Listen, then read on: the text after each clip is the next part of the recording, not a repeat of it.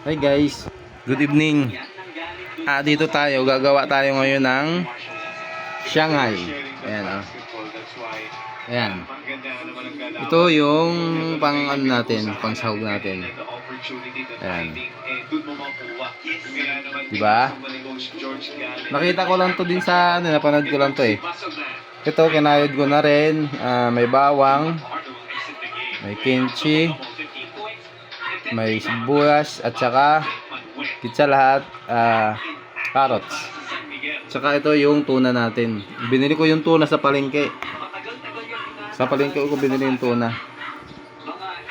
Ayan. Ayan.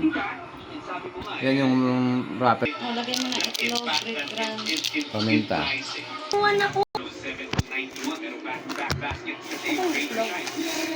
Hmm. Kunti lang yan. Wow!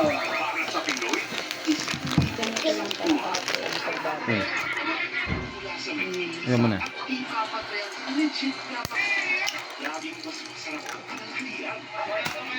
Yan, itlog.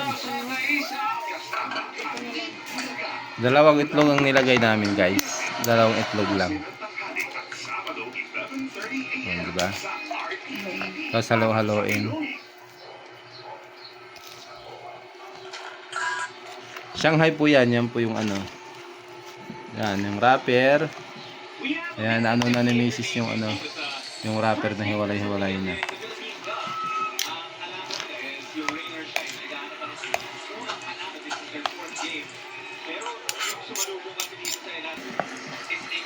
Ayan, halo lang guys ng halo.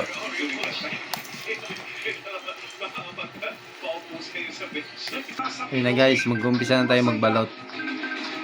Ito may nabalot na kami isa, sinampol namin kanina. Ayan ngayon, ayan.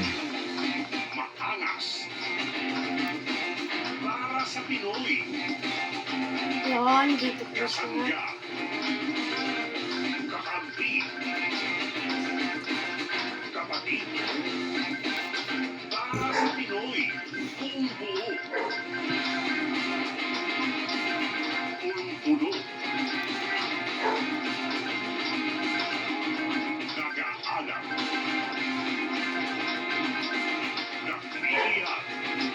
Nandun yung cheese mo.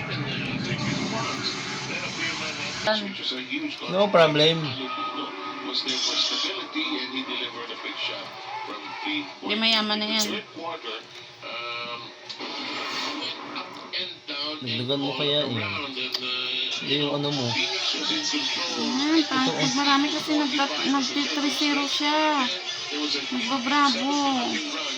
Para kilo lang pag mamama ang ano.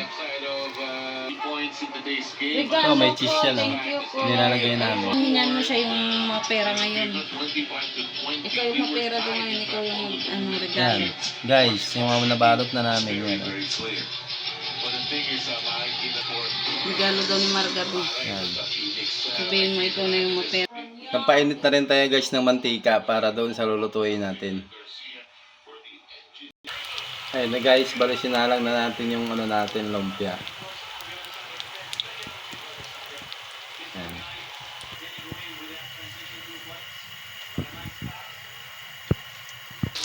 Ayan na guys, oh. Tama, sarap. Oh, di ba? Yan na yan. Yan na yan. Yan na talaga yan. Yan guys, gumawa na rin ako ng sausawa ng maanghang na medyo matamis. Yan, masarap yan guys. So guys, nandiyan na siya. Oh. Wow, sarap oh. Oh. 'Di ba? 'Di ba?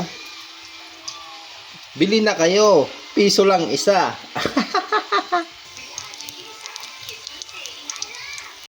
So guys, binta ko guys. Piso lang isa.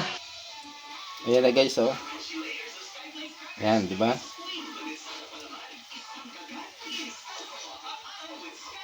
Bili na po kayo dito, bili na kayo, piso lang po isa. Opo, piso lang isa, promise, piso lang.